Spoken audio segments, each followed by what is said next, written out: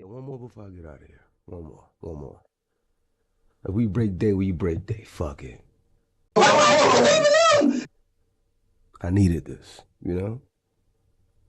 I needed this. I needed this. Stop believing him! Be honest, baby. It's okay. You're gonna feel so much better. You're gonna feel so much better. When they pull this GPS, will it show that you were at home in your bed, or will it show that you were somewhere else? That's the question that was asked. You don't know? This is some shit that's serious. You will kill my family. What am I supposed to do? Robert, you don't understand that you're just as guilty if you know who did it and you're not saying nothing. That's guilty by association. I don't know. Snitching on everybody. If I was going to get charged, why did you make me stay? I said I don't know. My life is ruined. When the bodies of 3 teenagers were discovered over a period of several days in the same neighborhood in Marion County, Florida, the police didn't know what to think. This would set the tone for the rest of the case, as the emerging suspects all seemed intent on blaming each other. The identity of the alleged perpetrator, along with the motive for the heartless murders, turned out... Someone said the mom's got to get packed up too. What's wrong with you, nigga? to be more alarming than anyone wanted to believe. The police first learned that something was terribly wrong just before midnight on March 30th, 2023, when they received this 911 call. There's a girl laying in front of my road and she's dying. Okay, is she awake? She's dying. I don't know. She's bleeding out of her head. She's gargling on her blood. You need to turn her on her side so she doesn't choke, okay? It doesn't matter what side? Like on what side? No, just turn her on her side so she doesn't choke on the blood, okay? Oh, God. Is she awake? No. Okay, is she breathing? She's breathing. Oh. Do you know how far they are? I don't have an ETA, but they are on the way, okay? Deputies from the Marion County Sheriff's Department arrived moments before the ambulance. While paramedics rushed to try to save the victim, the deputies tried to get a grasp on the chaotic scene. Within 5 minutes of the ambulance arriving, the victim was on her way to the nearest hospital. The Sheriff's Department was left to pick apart the seemingly inexplicable scene. She's not responsive? No, not responsive. No, there's no ID, no nothing. Young girl, older girl? Younger girl. The shoe's right there, and that's been moved. She was right there, right? Yeah. There's blood everywhere. I was not expecting that. No. Well, I thought it was going to be BS, honestly. Yeah, I immediately thought she had got, hit by a car. And I seen the big, but I've never seen an exit wound in the head. Yeah. So I wasn't aware. Oh, yeah. She's laying down. It's all pulled out. it was... And she was still breathing? Rapid breathing. Yeah. But I don't know. Medic said she ain't gonna hit. Yeah, more than likely. If she did, that's wild. When police made contact with the 911 caller, they learned that he was just as confused about the situation as the deputies. He only became aware that something was amiss when he got a call from his neighbor across the street. You didn't hear nothing at all? She told me it sounded like... Hey, look. I don't mean to sit there and try to rush through it anything like that. But look, 3 people got murdered. Let's get to the interrogation, because that was the heaviest part. When I was looking at it, I was like, yo, it's getting crazy. Robert Robinson, who was already incarcerated at a juvenile detention facility for a different offense. When detectives asked him about 3-5, he directed them to a boy named Christopher Atkins. Oh, shockingly, shit. Gabby was right. He was only 12 years old. Since Chris and Rob were both minors, their mothers were asked to join them at the police station before any conversations took place. Chris's mother, Ashley, was the first to arrive. I don't understand. Where the hell is my son? If he being questioned, why the fuck I'm not in there?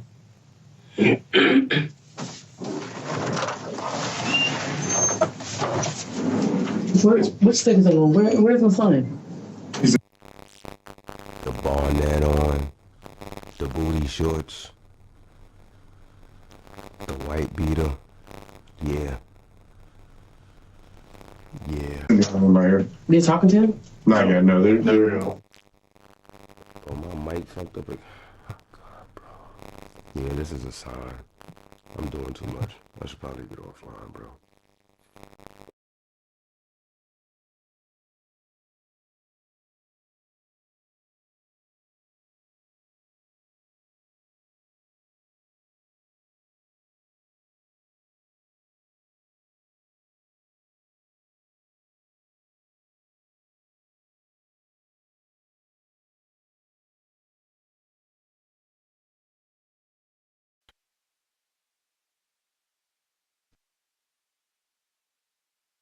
Good now, guys. I'll be good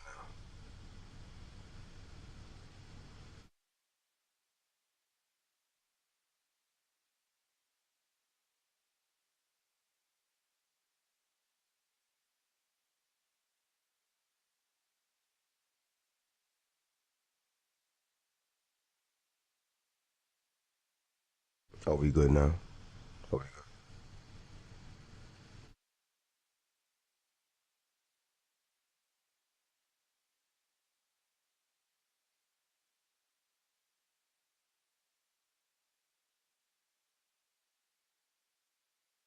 Zesty Swayze Diddy.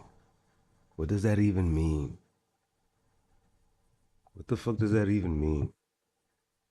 they're all getting their stuff together. It seems she wasn't convinced they weren't already questioning him because Ashley did her best to hear what was going on in the other room.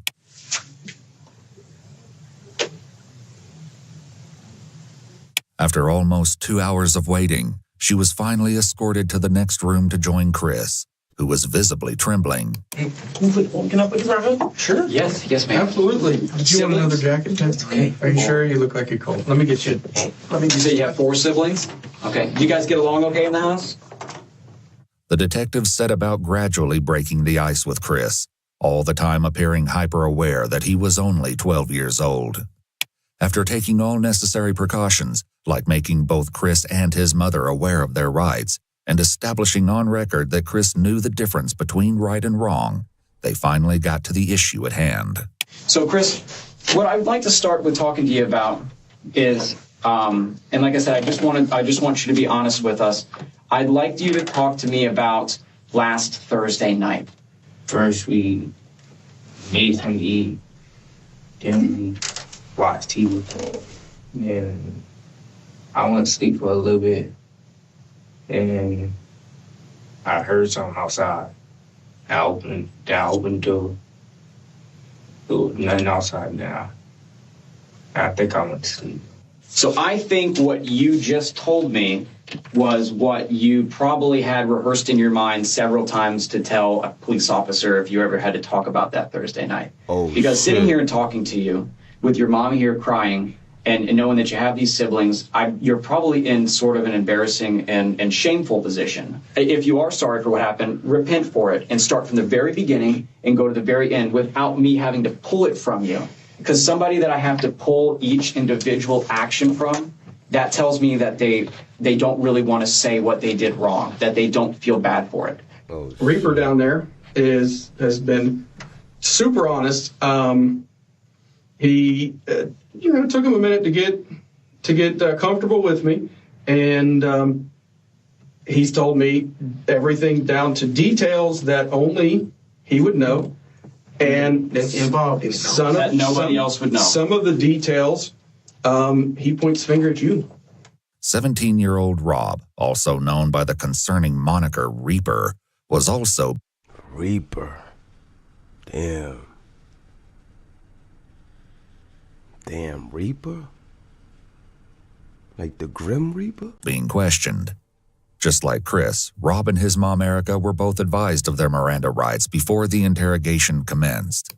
I'm trying to bring the best way to say this to you guys. We're investigating several different incidents that occurred over the last couple of weeks. Okay. One being a theft of side-by-side.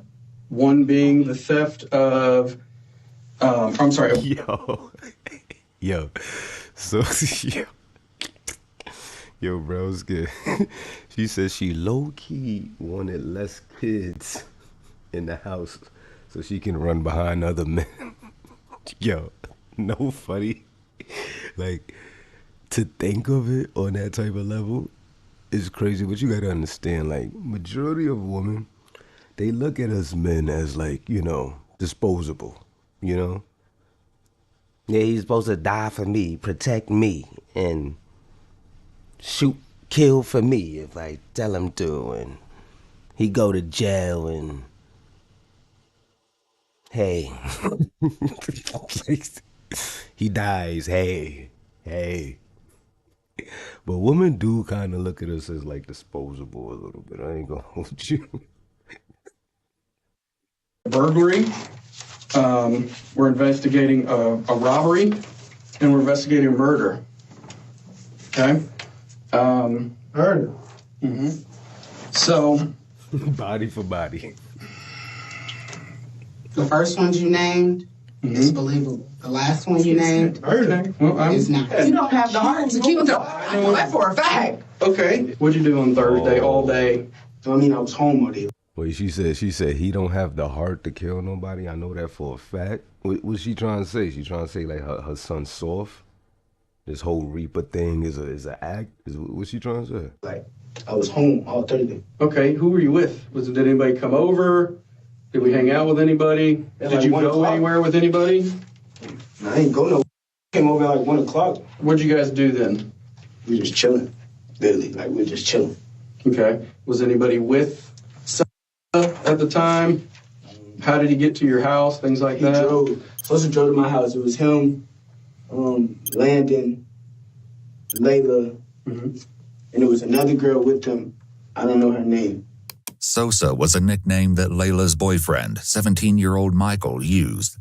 Michael's father had last seen him about 6:30 last night, around the same time Gabby said she parted ways with the group. Landon was another local boy who police determined didn't know anything that would aid the investigation.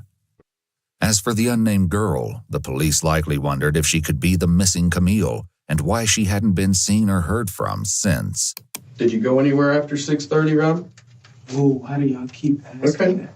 I just We want keep to asking because we've been working on our investigations for What do several y'all days. think happened, bro? I'm telling you, You understand? in the house You understand, that Rob? night. Like I only seen Sosa one time that day. Rob, we know you were out of the house after 6:30. Okay? We know you were with around 7 o'clock p.m. Thanks to CCTV footage, police believed that Rob, along with others in the friend group, had been involved in the theft of a vehicle and an armed robbery that night. Oh, shit. As serious as these crimes were, they paled in comparison to what police believed happened later. Back in the room with Chris, his mother tried to make him understand the severity of the situation.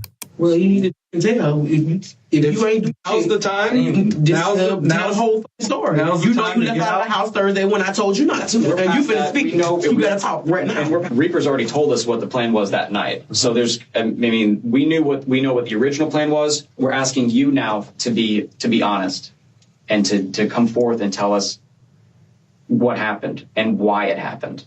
He knocked on the window. When you say he, I never want to guess. Who's he? Reaper, a.k.a. Rob, took a lot of convincing before he opened up. Rob, right now you're protecting KTM and your buddies. You need to think about protecting yourself. The disturbing meaning behind KTM will be revealed in due time. For now, the fact that the police... Oh, no. What is KTM? First it was BBC. Wait, what was the other shit? BBL? BBL Drizzy or some shit? Now KTM. Is there a KTM, like, branch in New York? Tell me who to stay away from. Police knew about the mysterious phrase was enough to get Rob talking, albeit reluctantly. Was that the house? When you were with who was with y'all? It was me. 3-5. Mm-hmm.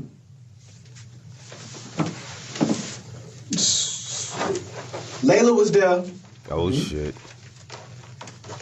and that was it. The police knew by now that there were more people at the house than just Chris, Rob, Michael, and Layla. Did you go anywhere with them that night? No, I ain't go nowhere with them. I just told you. I swear to God, was at the house. They said they was finna leave. I went back home. Actually, Mom, I didn't come in until like late. I didn't come in until after 7 anyways. You don't know what time you came home. Now, but they talking about I wasn't at Mulaka at 7:10. What I'm saying is, you don't know what time you came home because you defy your curfew so much. You don't know what time you came in. It might have been 8 o'clock. It might have been 7:30. It might have, you know what I'm saying? So. Oh shit, yo. Yo, whose side is the mother on? Take him. Fuck it, take him. He's been nothing but a nuisance. He tried to fight my new boyfriend. Like, just take him. Take him. So you don't know. What I'm saying is, if you know something that they're trying to get out of you, I don't give a who your friends are, who you trying to protect. I gotta get to work. And I'm sick of dealing with this jail. Could you choose to have friends? You need to be honest. Unfortunately for Rob. Nah, she's spazzing. She like, yo, I gotta get to work. Nah, yo. That they're trying to get out of you, I don't give a who your friends are, who you trying to protect. I gotta get to work. And I'm sick of dealing with this jail. Could you choose to have friends? You need to be honest. Unfortunately for Rob, the police already knew that he was still holding back the dark details of what he got up to that night. What about his cell phone? Do you own that phone? Yeah, I own that phone. So okay. Do you all want permission to check the location? That would be phone? Great, yeah. No. That would be great. What do you mean, no? Oh, they can check my phone. They might find they're not looking. They're not looking in your phone for anything else. Yeah. So you're certain that your phone GPS will keep you at your house that night? Are you? Oh shit, bro! You seen the look on his face. You could tell he didn't think about this. House that night. Yo, look at him. He didn't think this far. He's like, wait, hold on. Cell phone. Towers pinging. Oh shit! I did take my phone with me. Oh shit. Are you? Are you? So we gon' know. I can just tell you, I really don't know nothing about no murder. That is the truth. I don't know nothing about no murder, and I was not there with no murder. That's not what they asked, though. That's not what they asked. What they asked was, when they pull this GPS, will it show that you were at home in your bed, or will it show that you were somewhere else? That's the question that was asked. You don't know? I don't know what y'all want me to do. Like, I'm telling you stuff. They telling me I'm lying, and I'm telling them the truth. And you're sitting there going with them. Like, I don't believe in them. They are not your sons. Stop believing them. Oh, no, I was not there. Like, I didn't say I was not there. You were there. First and foremost. I'm sitting there just moving everything you're saying. No, first and foremost, you lie so much, I don't know what to believe what comes out your mouth. You didn't burn the bridge that's been gone. Let's get that understood. Like, I was like, but what I'm saying is, you so quick to want to protect people, and let me finish. Protecting. You so quick to want to protect people, don't want to snitch, want to be cool this and cool that, and not be known as a who is in the paperwork and all of this, that you're willing to sit here and go down for murder that I know you didn't do.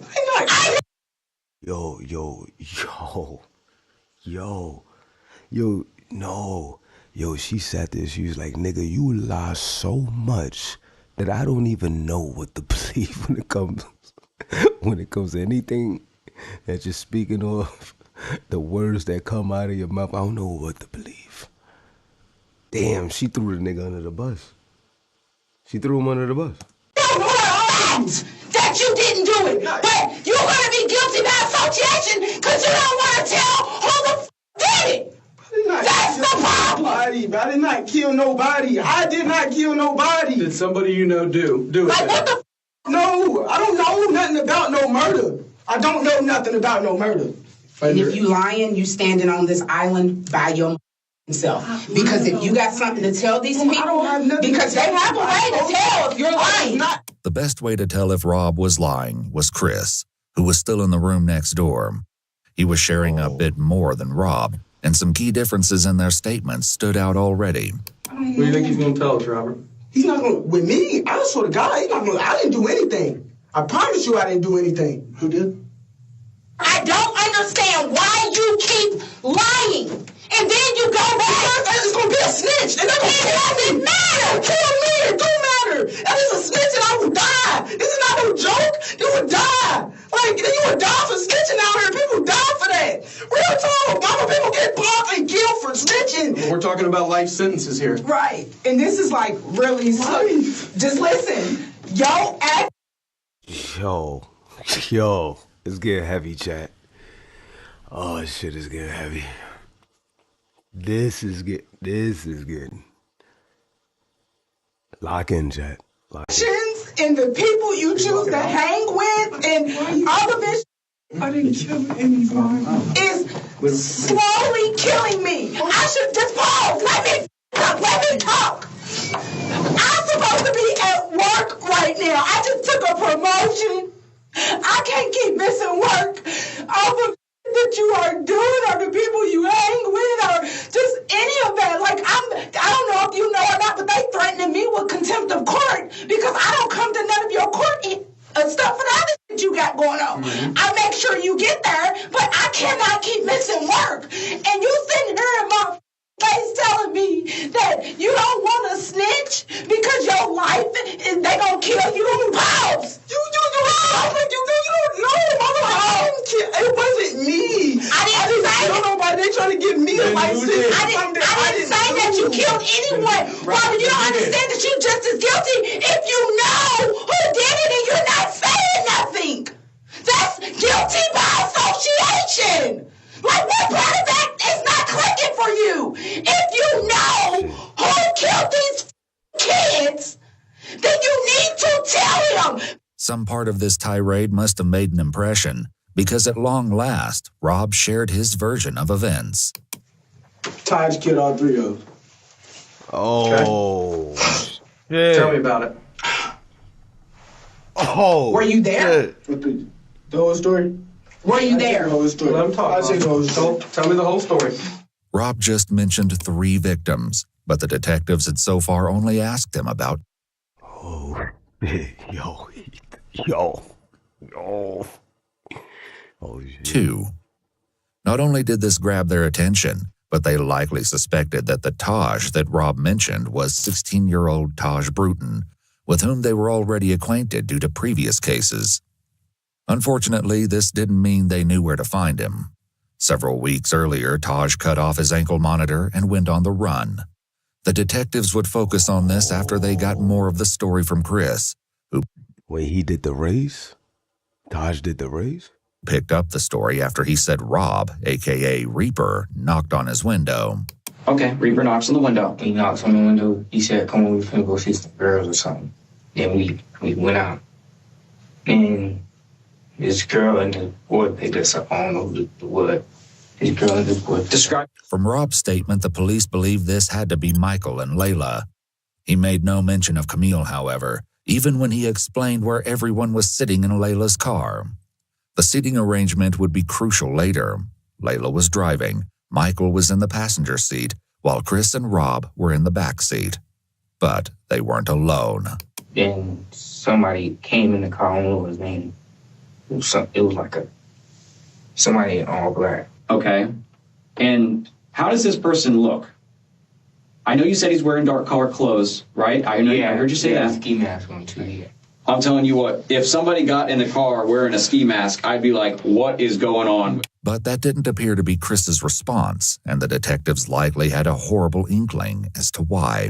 Yeah, I looked at Rob, I was like, I thought we were going to see some girls. He's like, yeah. I was like, oh, all right. And then we kept driving again. Throughout his interrogation, Chris would only refer to the man in the ski mask as the X-Man. Luckily, Rob had already revealed the identity of their companion. Went to pick up Taj.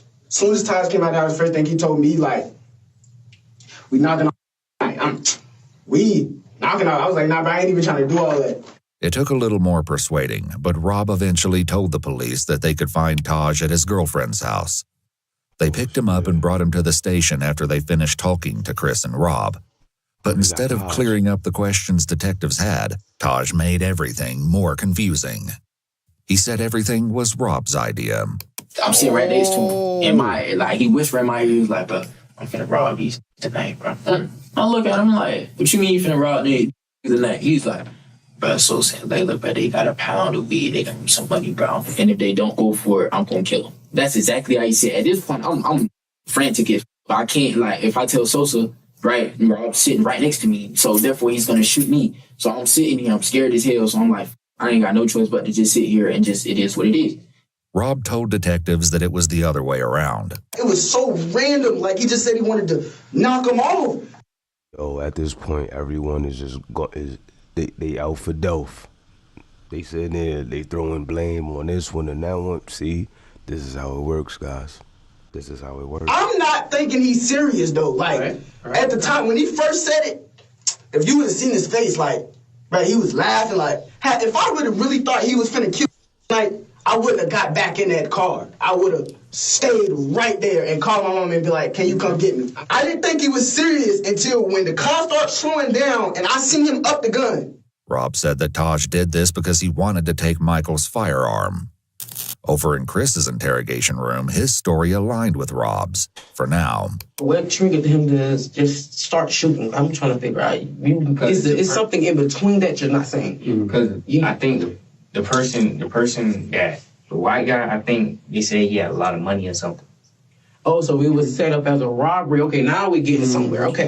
So they were setting up to rob the man. Did Reaper mention that to you, that something was going to be set up or anything? He didn't even know. Like, all I heard was pow, and like, I thought somebody was shooting at us, so I hopped out the car and ran. I'm looking. Boom! Boom!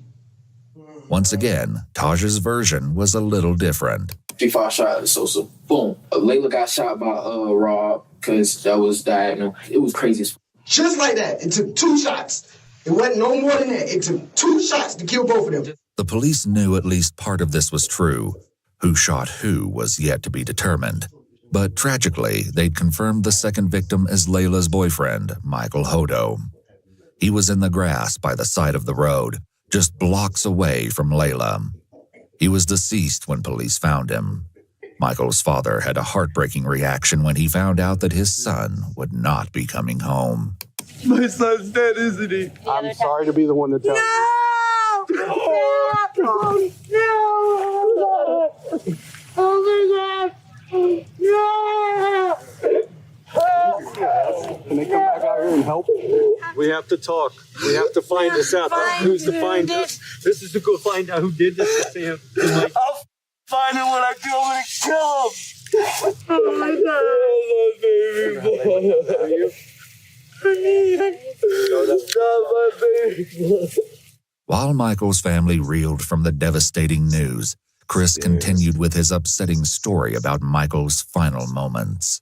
And you said he shot this white guy first? Yeah, the white guy was like sitting like this. And like, where'd he shoot him at? Was like right here. And the gun was pressed up against his head? Is that what you're? I think it was like. Okay. And then what about the white girl that's driving? Tell me about that. He turned the gun and shot her. Where'd he shoot her at? I don't know. Rob agreed, which would soon become increasingly rare. Where did he shoot Layla? No, I think it was headshots. On the other hand, Taj put the blame back on his 2 companions. I know he shot Sosa in the back of the head. I seen that happen. I seen Rob try to shoot her, right? And when he tried to shoot her, he shot her, and then his gun didn't go off, so he reloaded it again and shot her. All contradictions temporarily aside, Chris added another disturbing detail. Did he see it coming? No, it was like to the back of his head. Okay. Did he have any time to defend himself? No, but Taj just... Yo, niggas is going snitch for snitch right now. Up there and shot him in the head.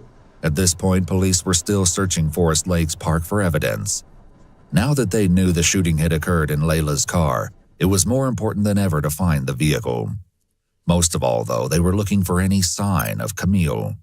They hoped to find her alive, but the police were likely aware that, like Layla, she could be seriously injured and in need of medical attention. If that was the case, every passing moment decreased her chance of survival. For the time being, though, her family was left in an exhausting state of limbo. The situation was made infinitely worse by rumors that Camille had been caught up in the shooting. Frustratingly, the police still had no concrete answers for her family. They had to hope that Chris, Rob, and Taj would ultimately provide an explanation. They got even closer when Chris continued with more of the story, but once again, the details started to get shaky. Was the car driving whenever they got shot? Yo, my bad if y'all hear that in the background. It started to get a little cold. I ain't gonna hold you. Need to throw the heat on for 2 seconds. I'm about to turn it off though. I'm about to turn it off. No, it was just like, it stopped, and then like it kept going. Like, when I hopped out the car, it kept going with it. Where did the car keep going when it kept going? Like, to a dumpster. Did you get back in the car? Yeah, I got back. I mean, did you want to get back in the car, or did you not? No, you didn't want to. Okay, what made you get back in that car? Explain to me that. Because he had a gun, I thought he was going to get shoot at me. Because if I was just with him and he just killed somebody, and he probably would kill me too because he think I was going to snitch. On the contrary, Rob said that he was the one who jumped out of the car. When he shot Layla, I got out the car because the blood started dripping and I ain't wanted to get on me. Taj claimed the same thing. I get out of the car, they still shooting because it was like 4 to 6 shots. I don't know exactly how many shots it was, but it was a couple shots, bro. So at this point, we hear this lady. This lady is over there like, I'm running, I'm trying to hide in the forest. I don't know what the fuck I'm finna do. I'm trying to call spring everything. So this lady, hey, what's going on over there? He sees me, or I guess he run back over there, or I run over here, and he was like, hey, this, that, and the third. So I'm like, I'm gonna just do what you tell me to do. I just want to go home. So the only thing that this established was that at least one of the boys had gotten out of the car. But this wasn't news, as the woman who saw the car hit the dumpster also told police that she saw a male figure running around shortly after she heard gunshots and saw the crash. The detectives decided not to challenge the boy. So someone said, who's telling better? It's a tell-off. It's a tell-off. Is on this front for now, and pushed for the truth on more important matters instead. They started with Rob. What happened to Layla? Where did they... I don't know. Taj threw Layla out the car and hopped in the driver's seat and started driving. Rob said Taj repeated the process a short time later. Taj pulled body out the car, patted him down the mechanic. He grabbed the mechanic, got back in the driver's seat, and he drove off. Was that next to Layla where she was pulled out? No, it was in a different spot. This made sense to police because the second crime scene, where Michael's body was found, didn't have much blood. There were, however, what appeared to be drag marks leading from the road towards the brush where the body lay. Did you help take... I ain't touch nobody. I ain't touch a body. I ain't touch nothing. I swear to God, I ain't touch nothing. Once they was dead, I said, take me home, man. Take me home. Yet Taj said that wasn't how it happened. Rob drives. He pulled Layla out out of the car. That's why she got left by the dumpster. He starts driving. He's driving. We go around the corner. I ain't gonna hold you. Taj snitching sounds way much more believable than Robert snitching. I ain't gonna hold you. He goes over here to Sosa. Sosa had, I think, in his somewhere on him. So he pulled Sosa out of the car. He just dragged him over in some woods or some shit. And were you driving the car? No, I was not driving the car. Yeah. The detectives asked Chris similar questions. Did you pull her out of the car? What is Rob doing during all this? He was sitting in the back seat. What's he saying? Like, he was like, oh. He was like, go. And what happened next? Yeah. And he drove all the way out there in Ottawa. And he tried to put a thing in the river, but I think got stuck or something. What thing are you talking about? The car. Okay. Once again, the detectives already had information that would... Nigga said, no way you still alive, bro. I don't even believe it. I don't even believe it. I'm surprised I didn't like fall asleep, pass out or some Let shit. them know if one of the boys was lying. The search of Forest Lakes Park had finally paid off, leading police to another grisly and tragic discovery. Taj picked up the story again to tell his version of what they did with Layla's car. We get over here to this lake. It's dark as hell. 3-5 get out of the car. He got out of the car. Rob tells him, hey, start wiping everything down. So he started wiping everything down. He's wiping everything down. The door handles, everything. He's wiping everything down. So after he started wiping everything down, Rob takes Layla's phone or Aunt Sosa's phone or whoever phones he found in that bit, threw him in the lake, wash him, throw him in the lake. The lake in question turned out to be 5.5 miles or 8.8 kilometers outside Forest Lakes Park. But Damn. Police had no question that this was the scene they were looking for. When they dredged the lake, they recovered the 2 phones from the water, which were determined to be Michael and Layla's. But this wasn't the only evidence they found. Taj attempted to explain what was found as he continued his story, starring Rob as the mastermind of the crime. He tell 3-5, get in the car, drive the car into the lake. For whatever reason. When the detectives asked Chris, though, he said he was nowhere near the car at that point. Were you in the car when it was going in the river? Or? Yeah, I was out. I was trying to run back to my house. You were out of the car. What was Rob doing? I don't know. I left. I was running back to my house. What did he say he did with the car after that then? I didn't ask all of that. I didn't ask that. What about the guns that were used? I don't know where those at either. Oh, it's barely in the lake. Okay. Like when he drives, it might be the 2 front tires in the lake. It might be a little bit more of the hood, but the back of the car, all that is still out of the lake. That was exactly how the police discovered the car. What they found inside was more gruesome than they had ever anticipated. Back with Chris, he continued his tale. Describe to me the clothes that you were wearing that night when all these bad things happened. What happened to them? They wanted us to burn them. Who wanted you to burn them? Did you have blood or something on them? No. Are you sure? I don't think so. Like Detective Bender said, we processed that car front to back, top to bottom, bottom to top 3 times. 3 days worth of actual forensic work, several forensic people. I don't think you could have sat anywhere in that car and not got blood on you. I think it was something on my shoe. I'm standing over here scared as like I think it's blood all over me, but it's dark, so I don't know. But I think it's blood all over me. Rob said burning the clothes was all Taj. Taj, of course, said it was Rob. Regardless of who had the idea, the police found the remains of clothing in a burn pile in the forest, including pieces of shoes, sweatpants, and sweatshirts. However, this was not the only clothing item the police discovered intact.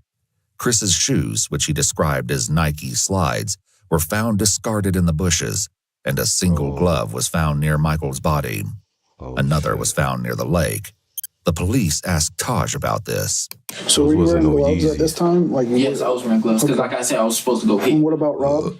Rob was wearing gloves too. Yeah, Rob was wearing gloves. Taj revealed that the original plan was for the group to go car hopping that night, which was why he was wearing gloves and a ski mask.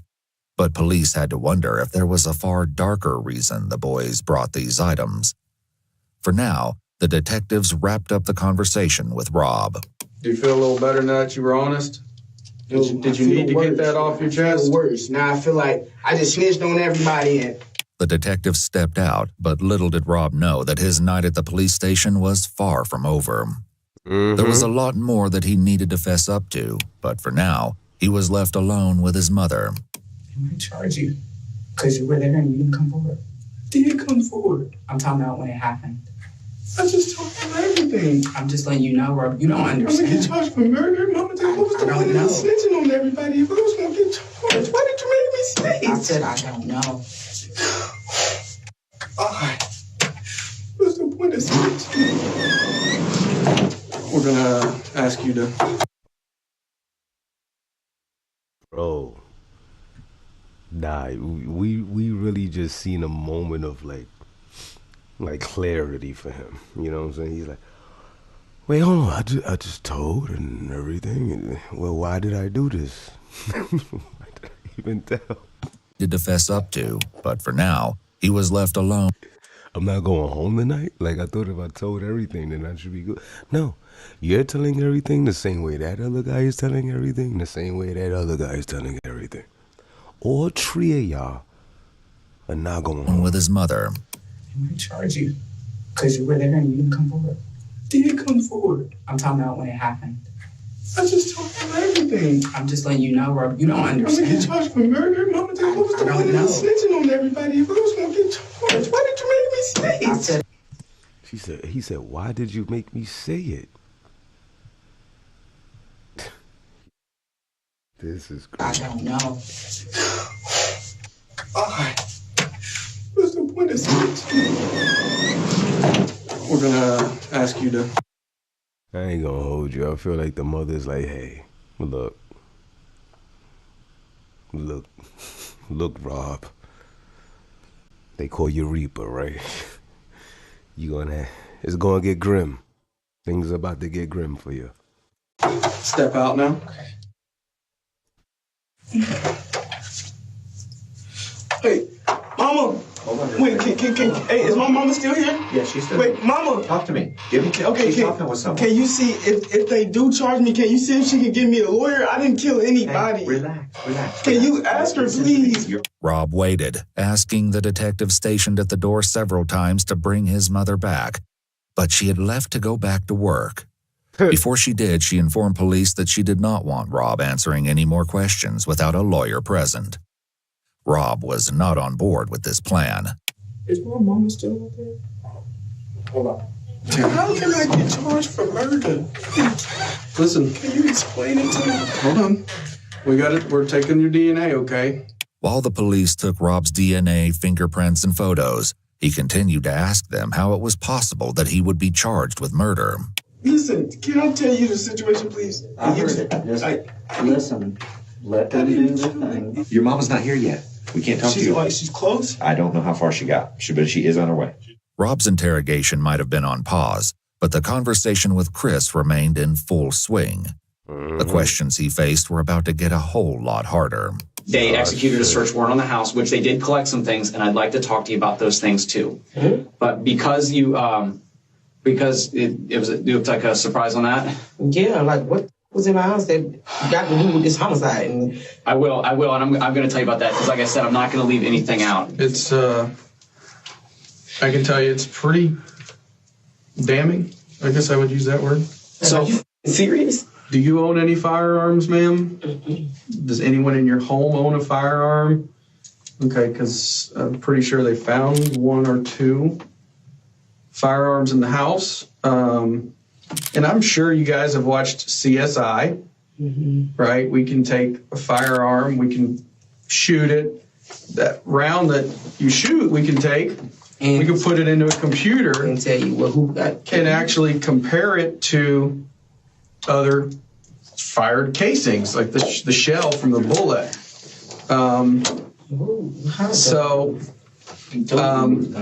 How? He told me who the guns from. Why would you hold the guns from when you know something that dumb just happened? That was stupid. When Reaper gave you these, you think that they're going to be related to this?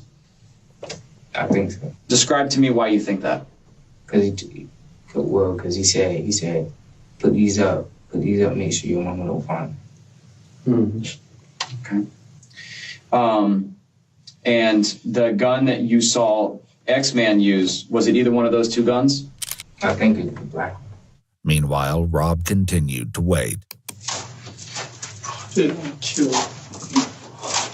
Oh, nah, yo, he's in there panicking, bro. He's in there panicking. He's like, yo, bro, I done snitched. My mom sat there and said she needs to get back to work. She's at work. I'm still in here. I thought telling was gonna at least get me out of the situation in some type of way, shape, or form. That's not happening. Yo, he's panicking right now.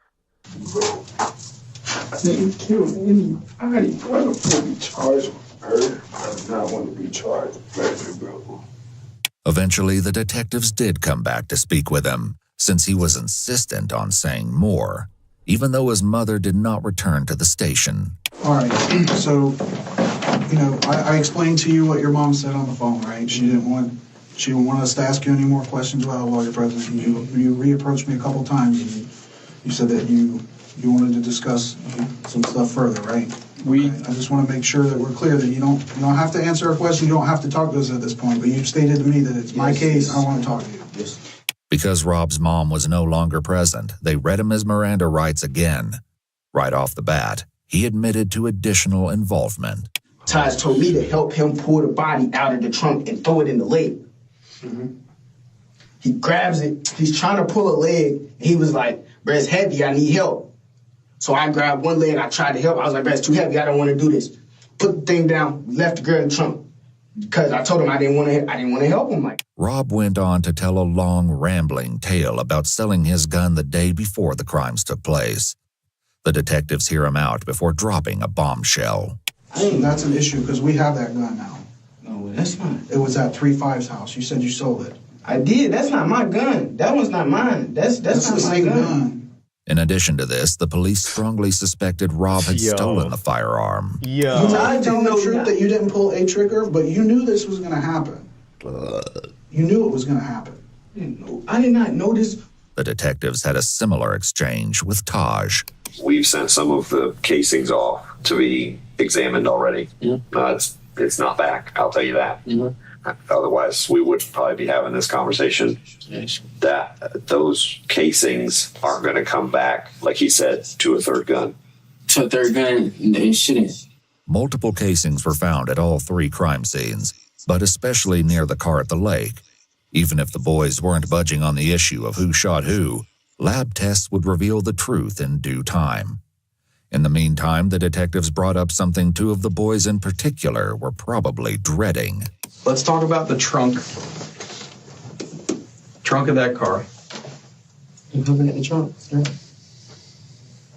There's another part that we haven't talked about. Trunk? Mm-hmm. It was a girl in the trunk. Oh, shit. And he told me to open the trunk. And he shot. What the fuck? Where did he tell you to open the trunk from? You see me sweating. He told me to open the trunk from the inside, like the inside. Okay. And whenever you pulled that open, tell me about what you saw in there. All I seen was luggage, and then Yo, bro, this shit got me fucking sitting here with my hands on my head, like I'm in the interrogation. This shit heavy. What time is it, bro? Yo, it's 5 o'clock in the morning. He said move, and he shot. Okay. You said all you saw was luggage? Luggage and it was like a girl. And what part of her body could you see? Could you see her feet, or her hair, her hand? Describe it. I seen hair. I did not even know it was another person in the trunk at all. Okay. So you just riding around and she just in there? Yeah. I mean, we rode around like that before, though. Just because there ain't no room for all the people? Just because there ain't no room for all the people. When you go to open up that seat, what were you thinking in your head? Like, what am I gonna do? I don't know what to do. Like, I was confused. I was like, I was thinking like there's a person back there.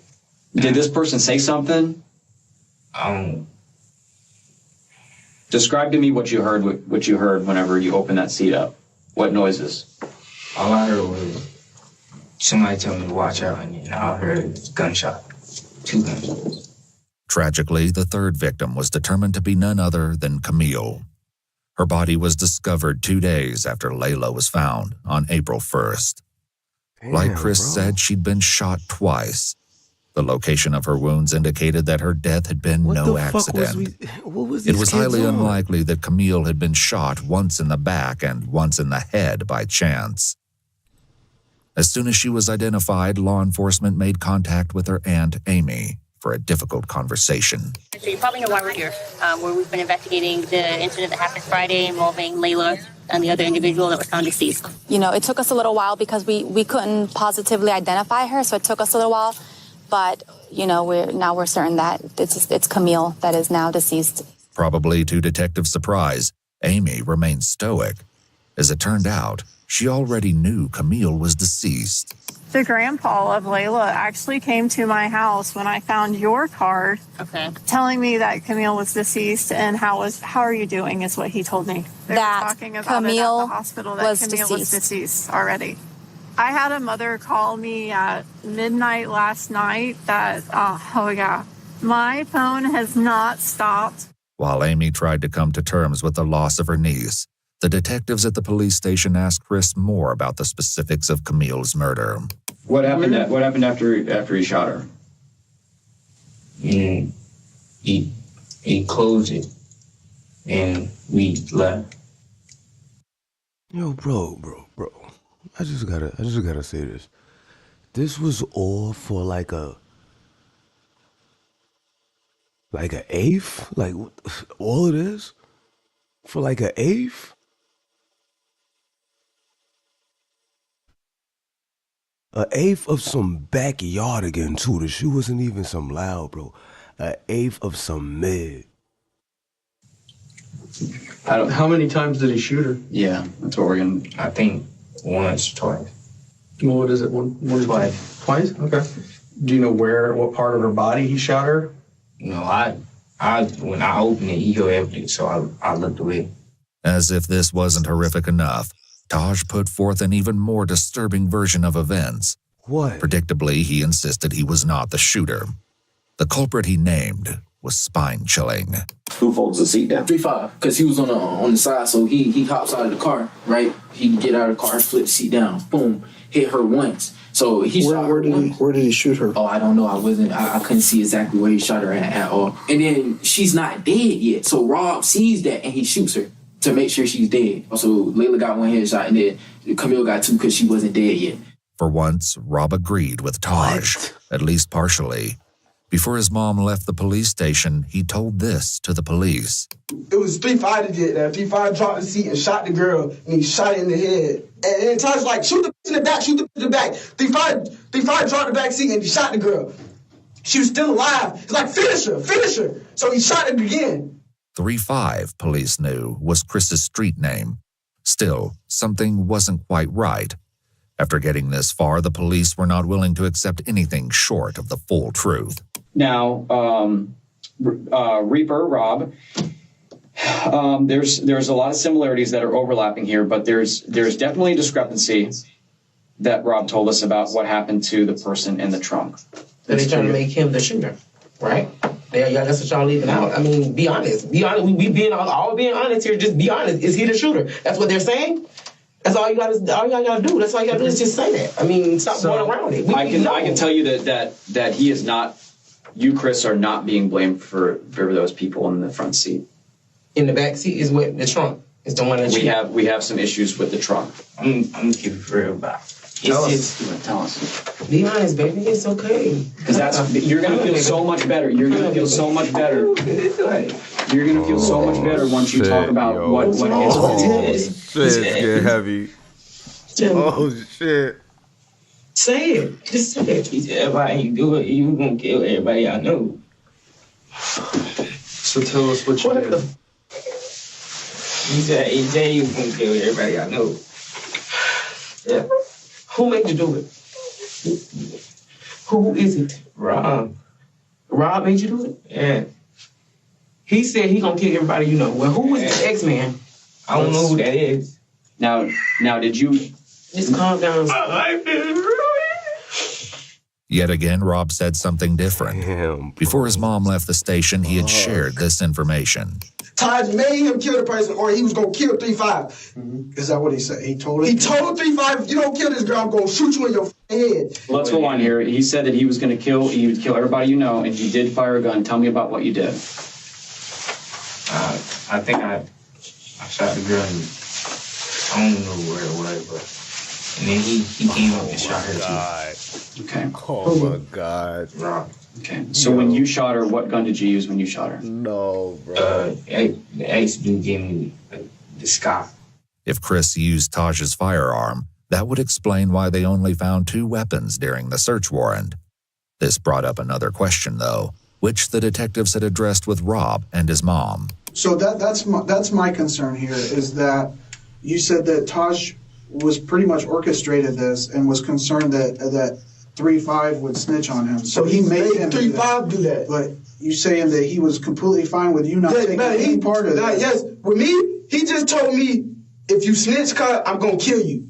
With his mom there, Rob insisted that he was innocent. Now that she was gone, though, the police hoped he might be more forthcoming. I honestly don't think you're a cold-blooded killer. I know Taj, I've dealt with him. Yo, that is a technique right there where they go like, I honestly don't think that you're like that cold-blooded, like, you know, I don't think you're a monster. Like what happened? Was there like a, you know, did someone make you? Did something like this happen? And then, yo, bro, they give, oh, my God.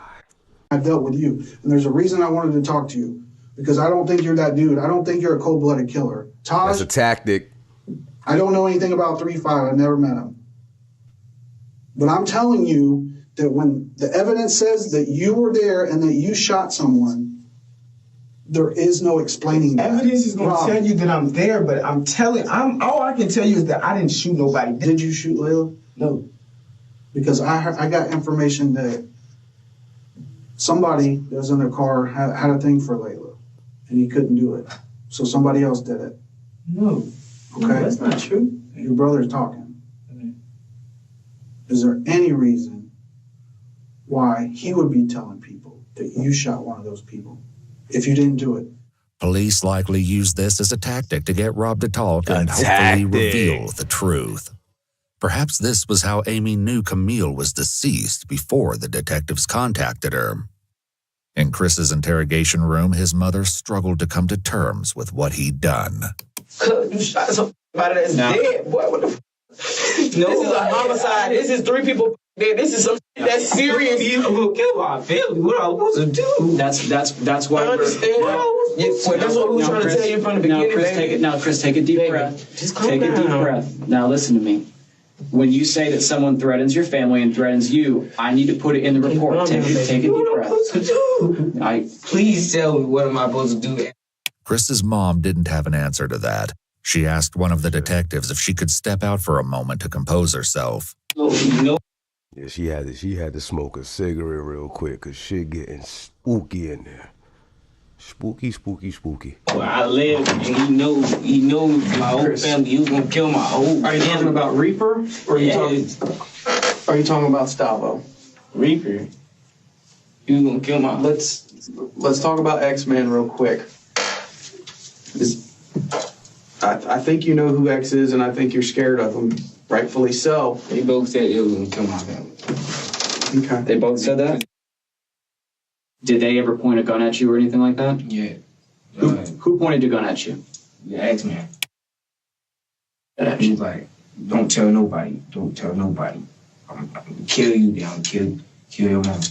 Rob also told the detectives that he and Chris were in serious danger at the time of the crime. Let me tell you something about Taj. Taj tell you he finna do something, and you decide not to do it with him, then I probably would have died with them. So were you afraid of Taj that night? Because if I did not do what Taj wanted me to do, I would have died that night with them. Taj is that bad a dude? Bro, Taj, on the other hand, claimed Rob always planned to let him take the blame. If anything, if one of us go down in anything, then Taj, it was you. You did it. Everything. You did it. Legit. You shot everybody in the car. It was not me. If he got caught up, then then he was gonna go find my mama. The whole night I did not have a gun.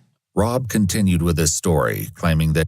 Wait, so everyone is basically claiming that everyone threatened to kill everyone. Yo, this is crazy. That he only participated out of fear. Did Taj tell you to put the gun to somebody? But Taj told me he told me he gonna kill Sosa. He wanted me to shoot Layla, and then he wanted 3-5 to shoot the girl in the back. I told him I didn't want to do it. Told me if I didn't do it, he was gonna kill me. You hold the gun to Layla's head? Yeah, but I tried to shoot it, but it clicked. I tried to shoot, but it clicked. Like, I didn't have it cocked back. I tried to shoot it, and it clicked twice, so then Stavo just did it himself. That's why.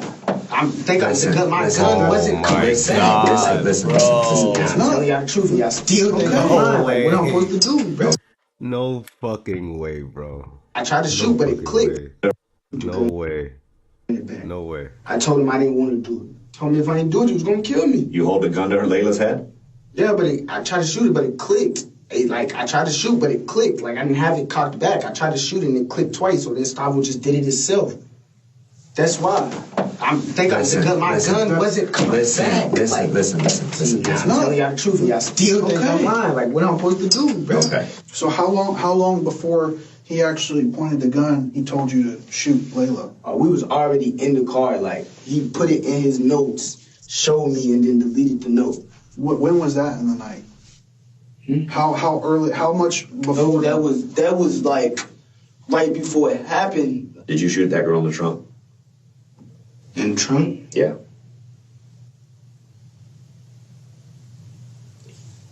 Like I said, I wasn't there. 3-5 shot that girl in the trunk.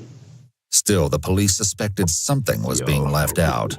Was she still moving after you shot her? He said she was still breathing or something. Who said that, X-Man or Rob? Did you shoot the girl once or did you shoot her twice? I mean, it doesn't matter at this point. I shot her once, and he shot her again. Chris was talking about Rob. Thankfully, the police were finally getting somewhere with him, too. You shot her once. How many times you shoot her? Once. You shot her once? Where'd you shoot her? I don't know. Yeah, you do. There ain't no question. There ain't no question where she was shot. You talking about one end to the other. Where'd you shoot her? Just shot, bro. I seen her and I shot. Like, why? Because she was still alive. She was gonna snitch on us all. We was all gonna go to jail for life. I didn't want to do none of it. If I didn't kill that girl, Stavo was going to kill me. I swear to God. I'm looking. This nigga says she was gonna snitch on us all. Y'all snitching on y'all all right now. Why? Because she was still alive. She was gonna snitch on us all. We was all gonna go to jail for life. I didn't want to do none of it. If I didn't kill that girl, Stavo was going to kill me. I swear to God. I'm looking at her in her eyes. She's dead. Finally, the truth came out. Ballistics reports comparing shell cases found at the scene to the firearms found in Chris's house indicated a match. Whether or not there was a third shooter remained to be seen. Are you sorry for what happened? I did not want it to happen. I never wanted that to happen. Like, I never wanted to kill anybody. I never wanted to shoot anybody. I never wanted any of that to happen. I just wanted to get a little bit of money. The detectives made one last effort with Taj. People already ended up dead because of you guys' craziness. No, not my craziness. It's not my craziness. Were you going to rob them and it was like either you had to do what you had to do or a finger slipped and it scared everybody in the car and then it's too late at that point. Yeah, I feel you, but that makes more sense than the story that they're telling that you planned to kill these people. That from the beginning of the night. I didn't shoot no gun. We talked to Rob and we talked to Chris for hours. For whatever reason, one of them was more afraid of bringing you into the middle of this than they were Rob. So for that story that Rob's this guy that's, threatening everybody or his people threatening people or your people, I just don't see that. But Taj remained stalwart, insisting that he had never used a firearm that night. The detectives hoped that unpacking one final secret could be the key to determining the truth about his involvement. They turned back to Rob to accomplish this. Like Chris and his mom, Rob was also given a jacket to keep warm in the cold police station. But he used it in a less typical way. Even as he tried to get comfortable in the interrogation room, one of the detectives returned to unpack a final secret to try to pull the case together. The KTM, what exactly... What is it that you guys do? You know what's funny? You see how they all had that big ass blazer. Yeah, that big ass blazer on.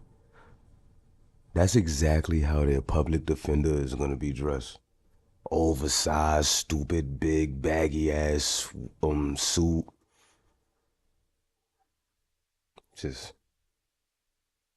It's telling. It's telling. Dude, what is it? Mm-hmm. Like a gang? No. It's the first time we did something for it. So how many people consider themselves a part of KTM? Word. Word. Dumbass socks, stupid ass shoes, tie or retarded. That's how the public defender gonna look. Rob's list went on, but he only had nicknames for most of the KTM members, not their real names. Notably, Michael, Layla, and Camille were not included. I was the leader of it. Chris was somehow even less willing to give up the details of KTM. What's the deal with the KTM thing? KTM. Huh?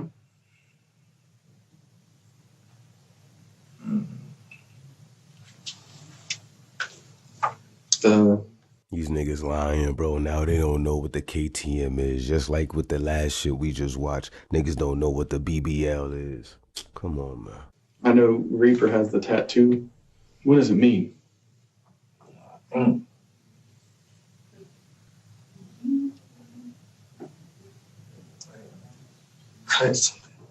Cutthroat? Cutthroat mentality? Does that sound right? What exactly is that? Like just a made-up gang name, or? One of Michael's close friends eventually came forward, provided the police would keep his identity anonymous, and confirmed that KTM was indeed a gang. His description of their activities was chilling. Their mentality is a mentality that they'll do anything to you and not give a fuck. Just to get the money? Yes, just to get the money. Just to get what they want, basically. With that, the detectives had all the information. 11, 12, 13, 14, 15. For an eighth of some backyardigan. The most middest of the most middest of the mid that you could come across. And $15, man. They needed to move forward with the case. It had taken 8 hours each to get the truth from Rob and Chris. The detectives stepped out, leaving Ashley and Chris alone for a few moments. Listen, baby, listen. It's not over. Yes, it is. It's not over. It's not over. You just better pray and hope that the gun that you shot her with wasn't murder weapon.